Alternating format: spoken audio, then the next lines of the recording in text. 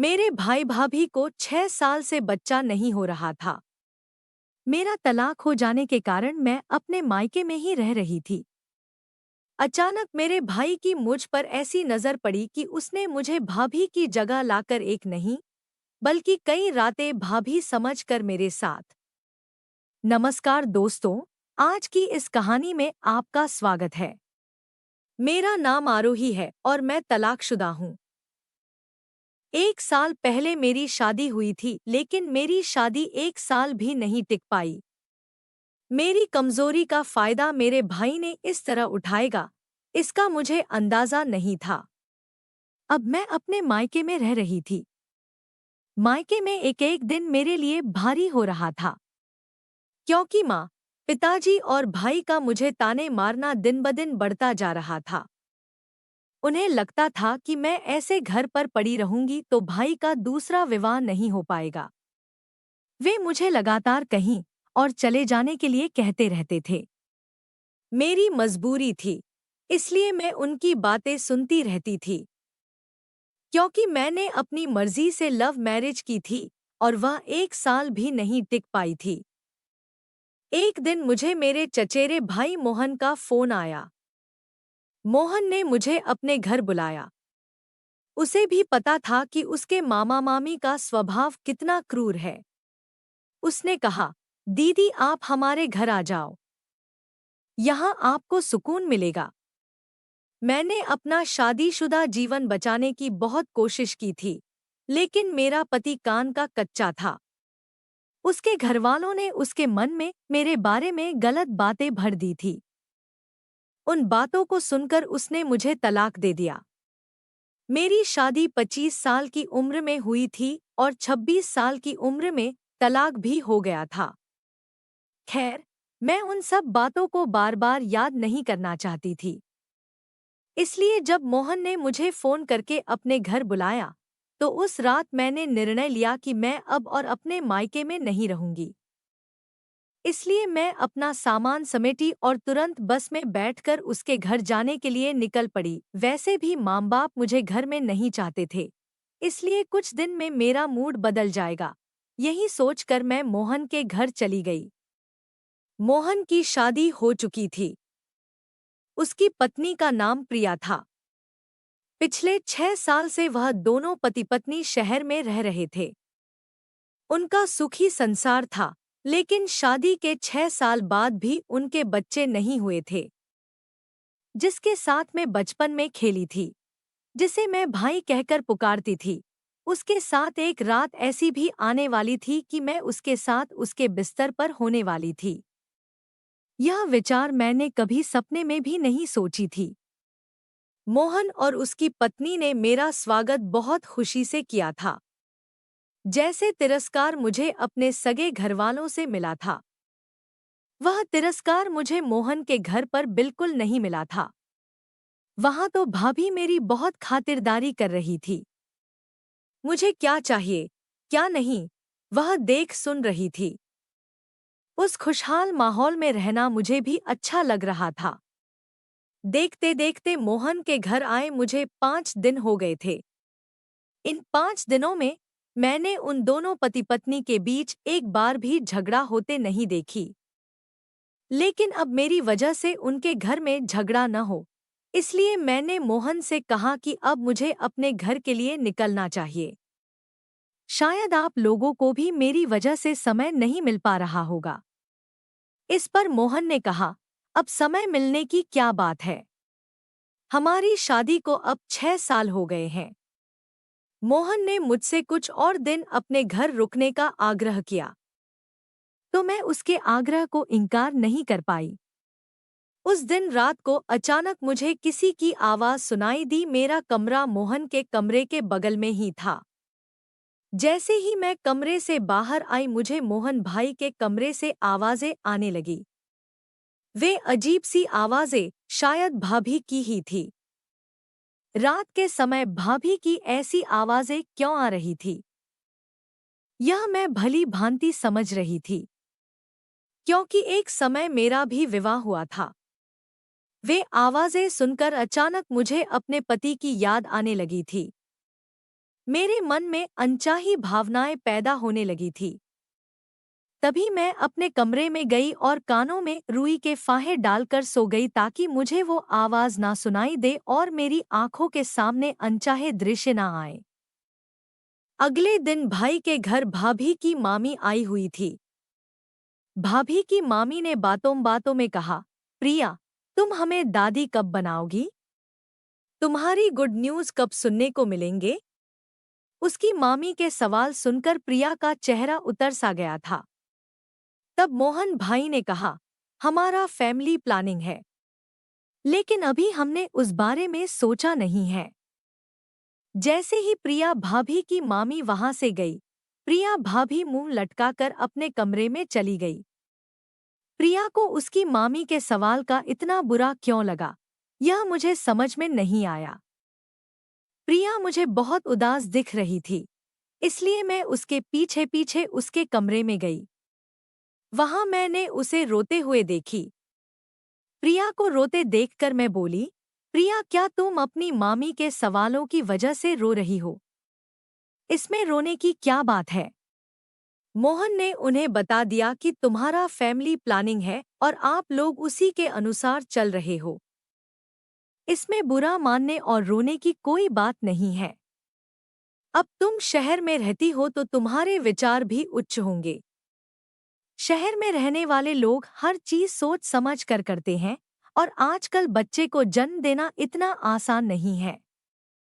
खर्चे भी बहुत बढ़ गए हैं। मैं बोल ही रही थी कि प्रिया अचानक मेरे कंधे पर सिर रखकर और जोर-जोर से रोने लगी। फिर मैं उसकी आंसू पोंछी और उसे भरोसे दिलाते हुए पूछी, प्रिया भाभी, मुझे आपके रोने की वजह कुछ और लग रही है। जो भी हो, आप मुझे बताओ। आप मुझे अपनी सहेली समझकर सब कुछ बता सकती हो। तब प्रिया बोली, आरोही, अब जब तुमने मुझसे दोस्ती के नाते सवाल किया है, तो मैं तुम्हें सच्चा जवाब दूंगी।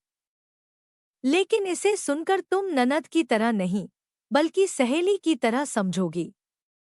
यह वादा करो। मैंने प्रिया से वादा किया कि मैं उसे सहेली की तरह समझूंगी।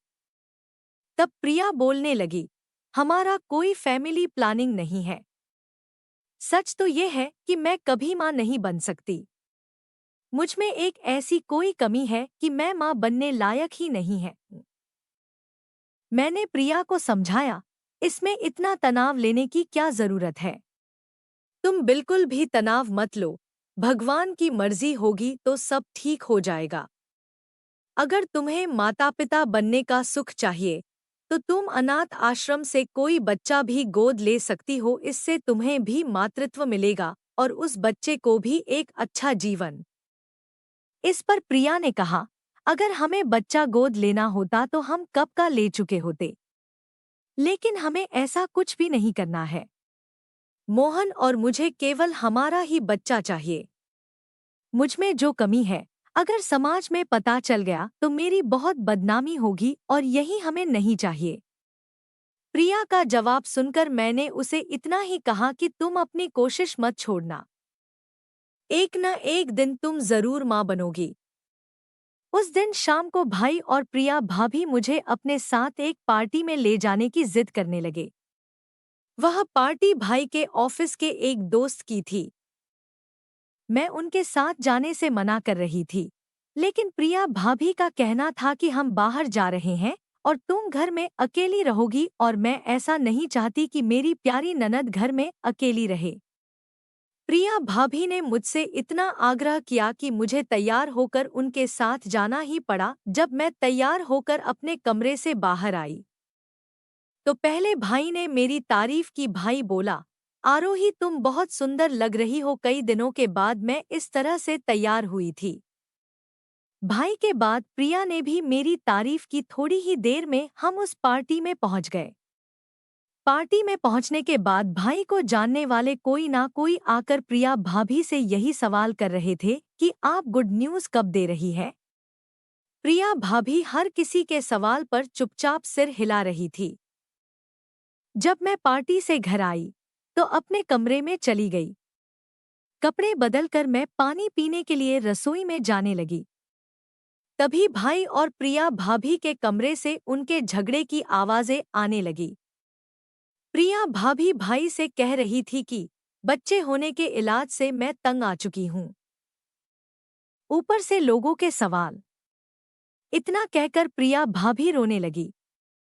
दोपहर में ही मैंने प्रिया को इस बारे में समझाया था। अब बार बार उन्हीं बातों को दोहराना मुझे भी सही नहीं लगा। इसलिए मैं वहां से चली गई और रसोई में जाकर पानी लेकर सीधे अपने कमरे में चली गई। कमरे में आकर मैं किताब पढ़ने बैठ गई थी। तभी प्रिया भाभी मेरे कमरे में आई। वह मुझे थोड़ा अजीब नजरों से देख रही थी। मैंने उनसे कहा, प्रिया भाभी, अगर आप कुछ कहना चाहती हो तो यहाँ आकर बैठो। वैसे भी मैं अभी 1 घंटे तक सोने वाली नहीं हूँ। मैं आपसे बातें करने के लिए तैयार हूँ। फिर वह मेरे पास आकर बैठ गई। हमें पार्टी से घर आए 2 घंटा हो गया था, लेकिन प्रिया ने अभी तक अपने कपड़े नहीं बदली थी। प्रिया भाभी मेरा हाथ पकड़कर बोली, तू मुझे इतने प्यार से प्रिया कहती है और आज दोपहर तूने मेरे साथ एक नई दोस्ती का रिश्ता जोड़ा है। उस दोस्ती के लिए तू मेरे लिए एक काम करेगी? मैं सहज से हाँ बोली, जिस पर वह बोली, अभी ठीक से सोच लो और मुझसे वादा कर कि तुम मुझे मना नहीं करेगी। वह मुझसे क्या मांगने वाली थी, यह तो मुझे पता था। या तो वह मुझे शॉपिंग पर चलने के लिए कहेगी या फिर अपने कुछ मुद्दे मुझसे शेयर करेगी। यही सोचकर मैंने तुरंत प्रिया भाभी से वादा कर लिया। मैंने कहा, भाभी तुम जो कहोगी मैं करने को तैयार हूँ। तब प्रिया भाभी बोली, आरोही, मुझे माँ बनना है। उनकी बात सुनकर मैं हंस पड़ी और बोली, हाँ, तुम एक न एक दिन जरूर माँ बनोगी। मुझे पहले से ही पता था कि प्रिया भाभी इस टॉपिक पर मुझसे चर्चा करने वाली है। मैं आगे कुछ बोलती, तभी प्रिया भाभी ने कहा, आरोही, पहले मेरी पूरी बात सुन लो। मुझे माँ बनना है, लेकिन तुम्हारे माध्यम से। मैं तुरंत प्रिया भाभी से बोली, मेरे माध्यम से इसका क्या मतलब? मैंने उनसे उल्टा सवाल कर दी, जिस पर वह बोली, अब तूने मुझे वादा किया है तो तुम मुझे मना नहीं कर सकती। फिर प्रिया भाभी कहने लगी, आरोही, पिछले 6 सालों से मैं माँ बनने के लिए तड़प रही हूँ। अब तक हमने अस्पताल में लाखों रुपए खर्च कर दिए हैं। न जाने कितने इंजेक्शन और दवाएं मैंने ली हैं, लेकिन मुझे किसी का कोई फायदा नहीं हुआ। मेरी इच्छा है कि मेरे और मोहन का बच्चा तेरे पेट में पल जाए। मोहन और तुम्हारा बच्चा मेरे पेट में? मैंने पूछा। तो मेरी बात सुनकर वह प्रिया भाभी बोली, इसका मतलब यह है कि जब तक तुम गर्भवती नहीं हो जाती तब तक तुम कुछ रातें मोहन के साथ बिताओगी। प्रिया भाभी की बात सुनकर मेरे पैरों तले जमीन खिसक गई। जिसके साथ मैं बचपन में खेली थी, जिसे कल तक मैं भैया कहकर पुकारती थी, आज उसकी पत्नी मुझे उसके साथ रातें बिताने के लिए कह रही थी। मैंने प्रिया भाभी से कहा, आप होश में तो हैं? आपको समझ में आ रहा है कि आप क्या बोल रही है? इस पर वह बोली, हाँ, मैंने यह सब सोच समझ कर ही कहा है। तुम्हें यह काम मुफ्त में नहीं करना होगा। उस दिन प्रिया भाभी ने मुझसे कहा, मोहन और मैं तुम्हें 30 लाख रुपए देंगे और एक घर भी दिलाएंगे। हमें पता है कि तुम्हारे मम्मी पापा और तुम्हारे भाई तुम्हें किस तरह परेशान करते हैं।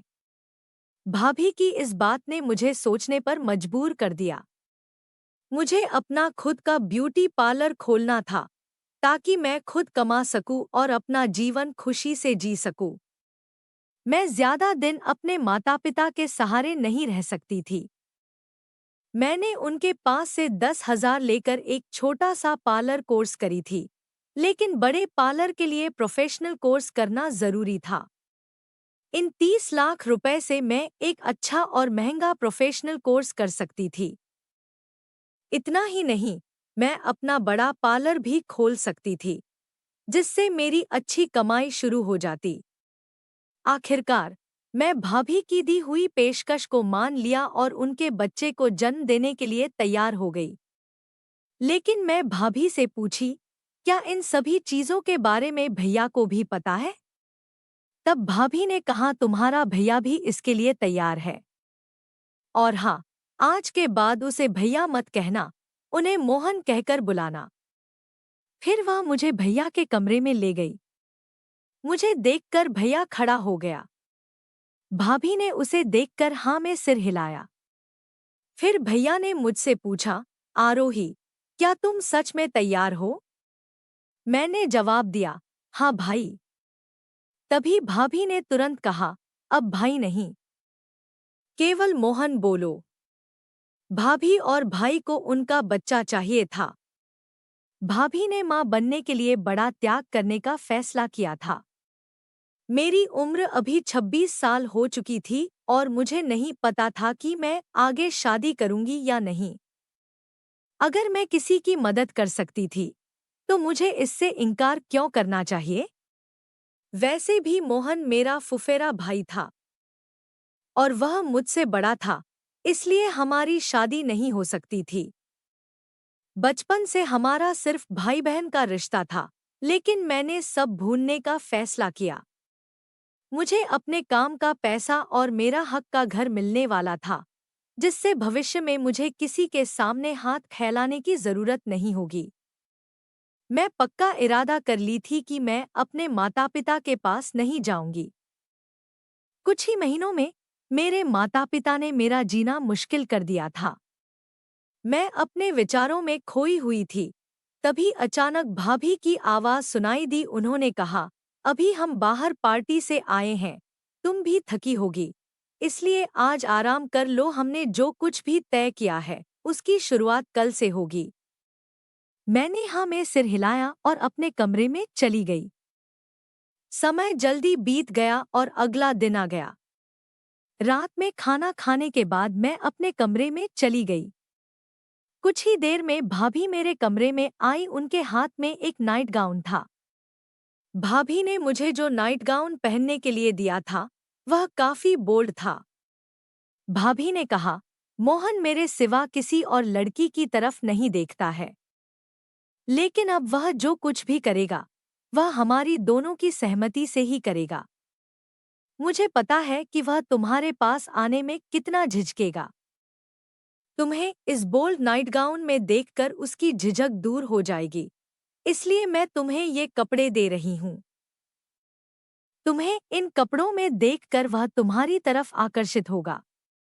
भाभी के कहे अनुसार मैंने वह नाइट गाउन पहन लिया। उनके कमरे में जाने से पहले भाभी ने कहा, याद रखना, ये सिर्फ एक डील है। इस डील के अलावा कोई और विचार मन में मत लाना।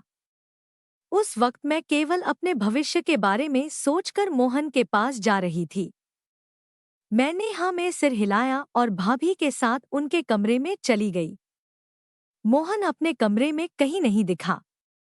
वह हॉल में भी नहीं था। भाभी ने उसे उसके कमरे में आवाज लगाई। तब वह बाथरूम में था। फिर भाभी ने कहा, आरोही कमरे में आ गई है।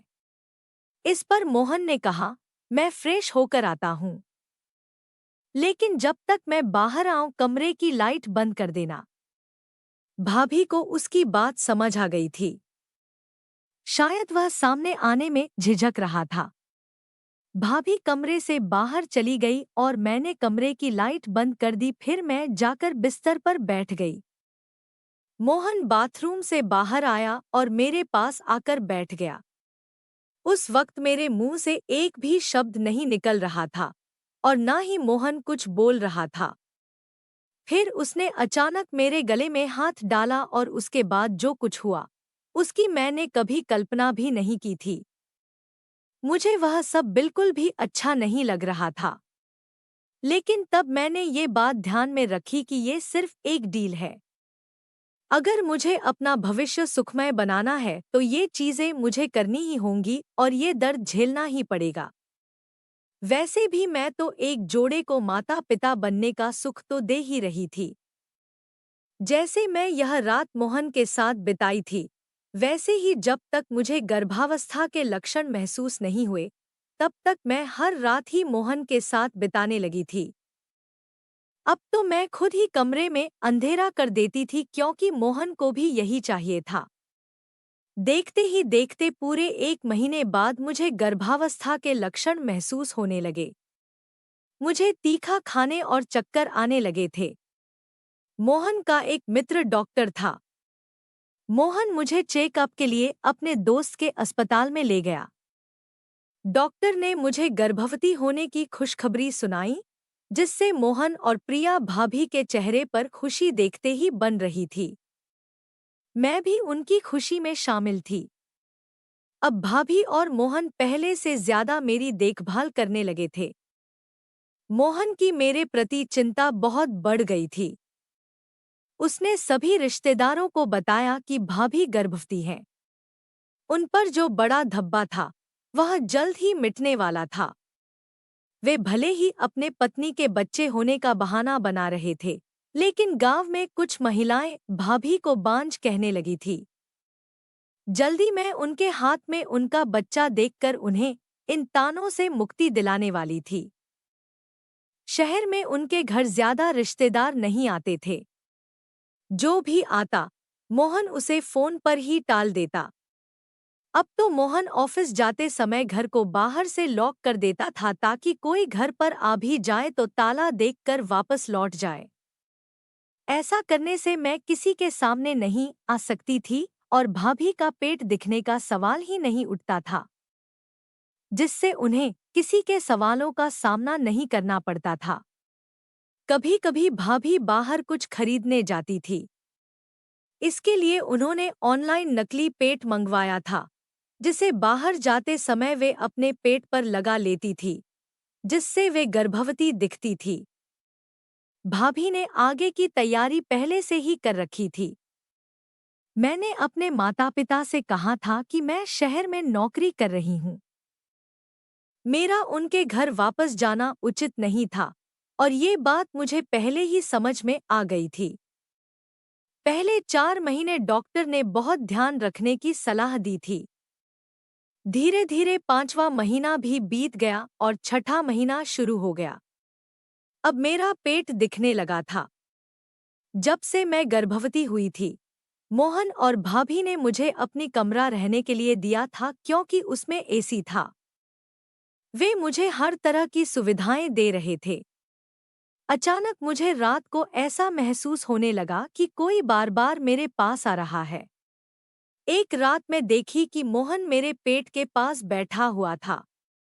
वह मेरे पेट पर हाथ फेर रहा था। वह एक पिता था जो अपने बच्चे को महसूस कर रहा था, इसलिए मैंने उसे कुछ नहीं कहा। कुछ दिनों तक ऐसा ही चलता रहा। गर्भावस्था की वजह से कभी-कभी रात को मुझे नींद नहीं आती थी और अचानक ही कमरे की छोटी लाइट भी बंद हो जाती थी। तब मुझे किसी के मेरे पास आने का एहसास होता था। मेरे पास आने वाला कोई और नहीं बल्कि मोहन था। उस घर में पुरुष वह अकेला ही था। वह मेरे पेट पर हाथ फेरते फेरते अचानक ही मेरे बहुत करीब आ जाता और मेरे साथ ऊपर नीचे हरकते करने की कोशिश करता। एक रात उसने मेरे साथ अनुचित हरकत करने की कोशिश की। मैंने इसके बारे में भाभी को बताई तो वह कहने लगी, तुम कुछ भी बकवास मत करो। मोहन रोज मेरे पास ही सोते हैं। उसे मुझसे ज्यादा हमारे बच्चे की परवाह है। अगर उसने तुम्हारे साथ कुछ किया होता तो तुम मेरे सामने खड़ी होकर इतनी बातें नहीं कर रही होती। भाभी को मेरी बात झूठी लग रही थी। लेकिन अब मोहन रोज मेरे पास आने लगा था। भाभी ने मुझे समझाया था कि यह सिर्फ हमारी डील है, लेकिन वह अपने पति को यह समझाना भूल गई थी। क्या मोहन मुझसे प्यार करने लगा था? भले ही वह मुझसे प्यार करने लगा हो, लेकिन मैं उससे प्यार नहीं करती थी।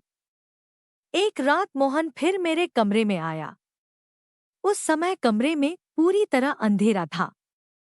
वह मेरे पास आकर मेरे शरीर पर हाथ फेरने लगा। मैं बार बार उसे अपने से दूर कर रही थी क्योंकि मेरा भारी पेट संभल नहीं रहा था और उसी में मोहन की हरकतें शुरू हो गई थी। मेरे मन में अलग अलग विचार आ रहे थे। मैं बार बार उसे कह रही थी, तुम यह क्या कर रहे हो? लेकिन वह बिना कुछ बोले अपनी हरकतें जारी रखे हुए था। उसने मेरे शरीर पर हाथ फेरते फेरते मेरी छाती दबाने लगा और नीचे हरकते शुरू कर दिया, जिससे मुझे बहुत तकलीफ होने लगी। अगले दिन सुबह जब भाभी मेरे कमरे में आई तो सुबह के 9 बज चुके थे। मुझे अपने बिस्तर से भी उठना मुश्किल हो रहा था। भाभी ने मेरी हालत देखी तब उन्होंने मेरे पास आकर मुझे बिस्तर से उठने में मदद की।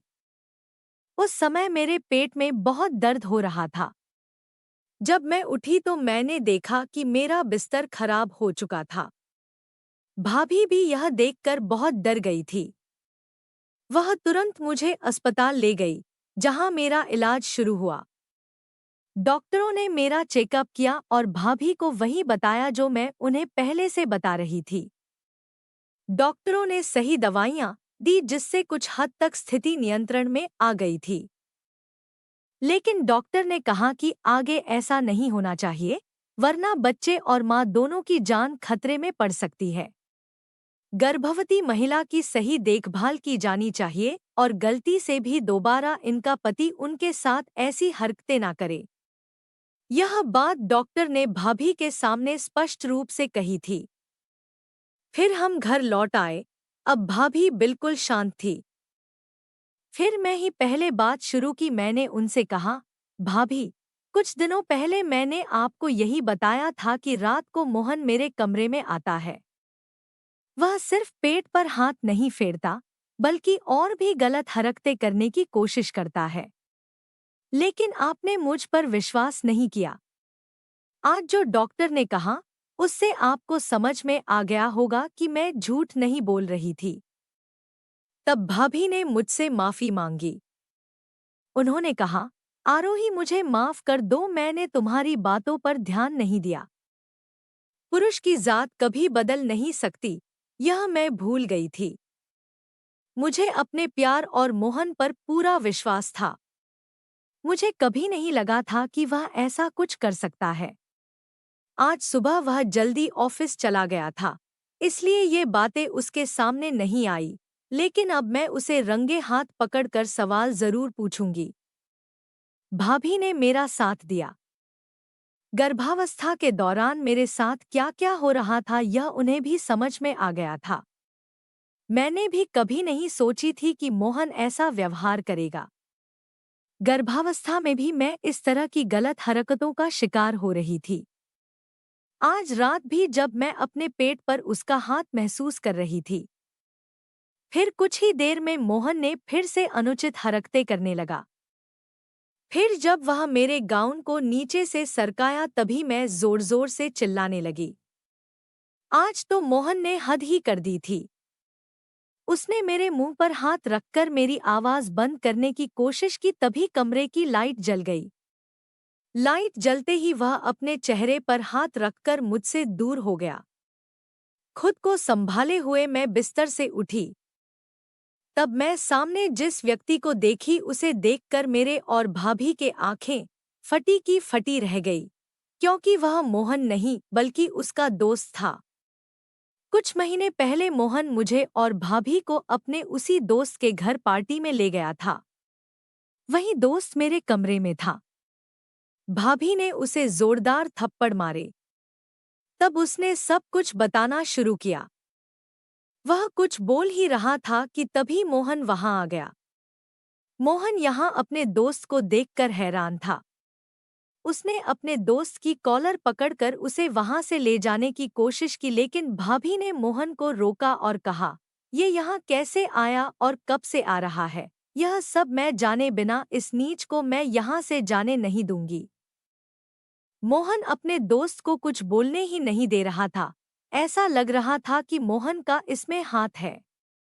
तभी भाभी की आवाज इतनी तेज हो गई कि मोहन भी एक कोने में जाकर खड़ा हो गया। मोहन के दोस्त का नाम बबलू था। भाभी ने उससे सवाल किया तो वह बोलने लगा। उसने कहा, इस कमरे में आने का दूसरा रास्ता सबसे पहले मुझे मोहन ने ही दिखाया था। मोहन मुझे इस कमरे में लाया था। ये सब कुछ मैं आरोही के साथ पहली बार नहीं कर रहा हूँ। ये सब कुछ शुरू हुआ था आरोही को गर्भवती करने से। उसके पेट में पल रहा बच्चा भी मेरा ही है। मोहन ने मुझे अपनी समस्या के बारे में बताया था। उसने मुझे बताया था कि वह कभी बाप नहीं बन सकता। यह सच कभी सामने न आए, इसलिए उसने मेरी मदद ली। उसकी जगह आकर मैंने आरोही को गर्भवती किया। तब से रात में आरोही के साथ मोहन नहीं बल्कि मैं था। बबलू की बातें सुनकर भाभी थरथर कांपने लगी। दोष भाभी में नहीं बल्कि मोहन में था और उसने ये बात शादी के बाद से छिपा कर रखी थी। उस दिन उसने अपने सारे झूठ का इकबाल कर लिया। वह भाभी से माफी मांग रहा था। उसने कहा कि उसका सच कभी सामने न आए, इसलिए उसने अपने डॉक्टर दोस्त से भाभी का इलाज करवाया। मोहन के कहने पर उसके डॉक्टर दोस्त ने भाभी को झूठ बताया कि वह कभी मां नहीं बन सकती। बाहर समाज में यह सच पता चलता तो उनकी बहुत बदनामी होती। इस डर से उन्होंने ये सब किया था। भाभी ने मोहन को माफ नहीं किया। मेरे बच्चे के जन्म तक वह मोहन के साथ एक ही घर में रह रही थी। बच्चे के जन्म के बाद मुझे वादा किए गए पैसे और घर दे दिया गया। उसके बाद भाभी उस बच्चे को लेकर अपने मायके चली गई। भाभी ने मोहन से दूर जाकर उसको अच्छी सजा दी और बबलू को भी भाभी ने जेल की हवा खिला दी। निर्देश, पति पत्नी के रिश्ते में झूठ का कोई स्थान नहीं होता, क्योंकि यह रिश्ता विश्वास पर टिका होता है। इसमें शुरुआत से ही झूठ नहीं होना चाहिए, नहीं तो रिश्ते में दूरियां पैदा होने में समय नहीं लगता। तो दोस्तों, यह थी हमारी आज की छोटी सी कहानी। आपको यह कहानी कैसी लगी, हमें कमेंट करके ज़रूर बताएं।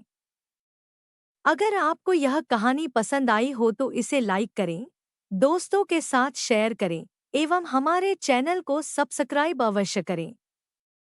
धन्यवाद।